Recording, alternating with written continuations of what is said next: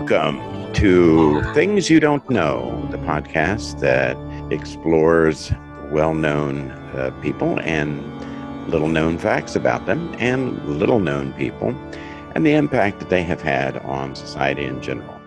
We welcome you. Today we have a special guest, Jonathan Weber, who helped us with some of the research and is helping with the voicing, and we appreciate it very, very much. Absolutely. In this episode, this is a little different. It is a two-part single episode. In this episode, as I say, we'll focus in two parts. One on the vampire legends, starring Dracula. And the other part on the political history of a Dracula of Romania. The name Dracula is almost entirely synonymous with vampires. Why? The lore of Dracula has been a platform for popular culture, especially since his literary debut in Bram Stoker's Dracula. Everything from comic book adaptations in Marvel's Dracula and Blade to the popular video game series Castlevania that started in 1986, as well as a bevy of adaptations in anime and movie such as Nosferatu, Van Helsing, Blade Trinity, and Helsing. The real-life leader, Vlad Dracula, son of Vlad II Dracula. Dracula actually means son of the dragon, Dracula. Son of the Dragon was a religious title awarded for fighting against Muslim Turks by the Pope in the 14th century. As to the why, even Vlad's death played a significant role. He was assassinated January 10th, 1477, impaled and beheaded. People saw his headless body on display, and many people saw his desecrated corpse. The next day, his head and body had disappeared. His head and body were found 200 years later, impaled on spikes in a hidden underground room beneath the floor of a prayer room to Mary at the holy monastery of Snova. His siblings had their own macabre customs. His sister Alexandra preferred to dine outdoors in the impaling field and dip her bread in the blood of the condemned. It is important to mention that there is no credible, confirmed reference to Dracula having a sister, although she has been mentioned in several articles. Sounds like Porphyria to me, and it has been suggested that the family line had the condition. What is Porphyria? Well, my friend, Porphyria is a rare hereditary disease in which the blood pigment hemoglobin is abnormally metabolized. Porphyrins are excreted in the urine, which becomes dark. Other symptoms include mental disturbances and extreme sensitivity of the skin to light. And that sounds like vampirism to me. I believe one of the common treatments for porphyria in ancient times was the ingestion of blood, as well as bloodletting. Add to that the common symptoms of sensitivity to light and mental disturbances, and you could easily surmise that someone had a spiritual disease. It was assumed at that time that most illnesses were the result of sin or immorality. I'm curious about the image of vampires. Prior to Bram Stoker, they were pictured more like monsters, akin to what we call zombies today. Where did the idea that vampires could resurrect come from? Well, Dr. Dineen, you may be at risk with your addiction to lime coke, but we'll pass that for the moment. One idea is that in towns when there was widespread illness or problems, diseases, whatnot, people blamed vampires partially based on other variables. For example, when someone was thought to be a vampire and people went to exhume them and found the body missing, it tended to confirm that they were a vampire.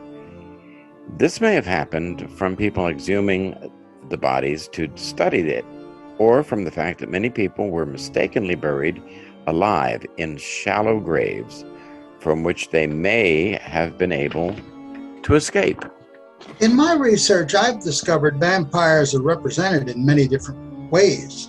The Russian word "upir" translates as the one who bites. The word of St. Gregory, an Orthodox tract, mentions pagan worship of these creatures who would later be thought of as vampires. Just like the modern sanguinarians, these are people in our own time who identify as vampires.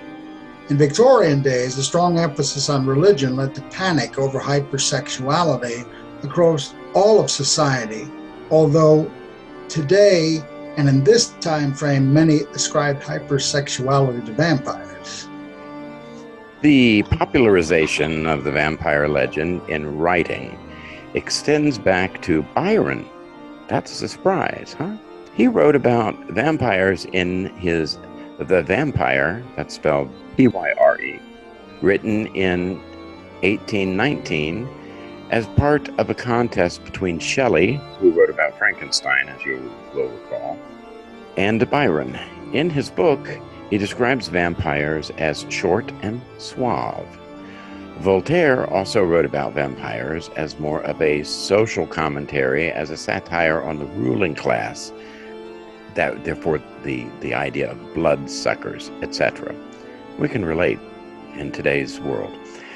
There were anonymous mentions of vampires dating back thousands of years, but the origins are consequently impossible to determine. But obviously the most well-known literary work is Bram Stoker's Dracula, published in 1897. It is this work that created the vampire as he is understood to be today.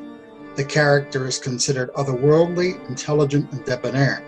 His victims are primarily women, and Dracula in the book had a strong preference for virgins. An interesting character mentioned in Stoker's book is Van Helsing.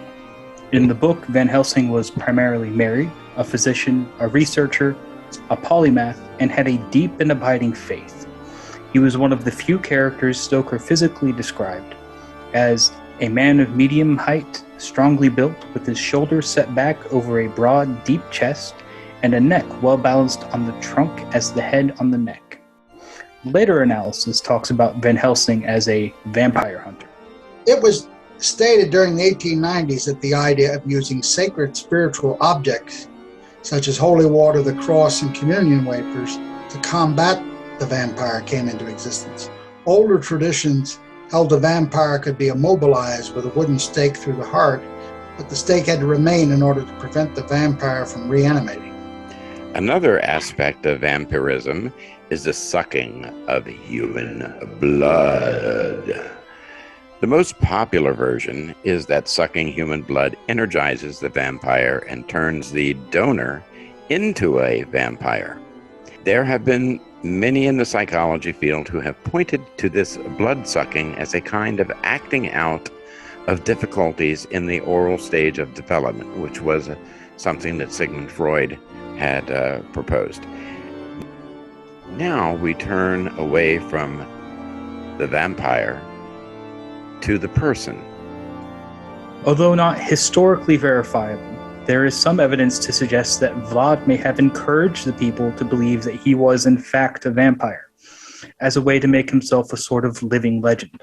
What better way to strike fear into one's enemies than to convince them that you are an immortal, moralless, demonic being? Vlad was the son of Vlad Dracula, meaning Vlad the Dragon. He was born in July 1429 in Transylvania. His father was a warlord who desperately wanted to be Holy Roman Emperor. Vlad spent his teens as a hostage of the Ottoman Sultan Murad II. Vlad Dracula surrendered his son voluntarily to have a peace accord. The young boy was assigned many menial tasks, including bathing Princess Fatima. After the brutal impalement of his brother Radu by an enraged eunuch, Vlad refused to marry Fatima, but ironically it was her pity for him that won his release. At 25 years old, Vlad crowned himself ruler over Borisov and waged a bloody war against the Turkish Muslims, even though they were his allies in winning his first kingdom. There is an interesting side story concerning Fatima.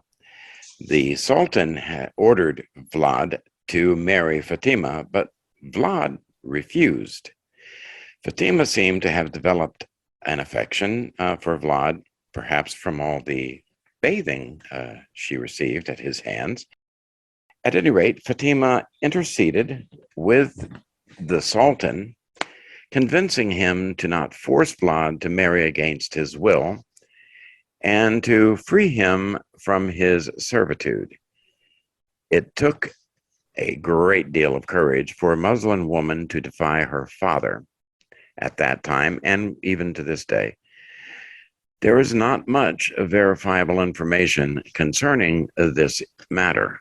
Vlad is popularly known as Vlad the Impaler because he often punished captives in war by impaling them on poles. These people suffered for lengthy periods of time before dying.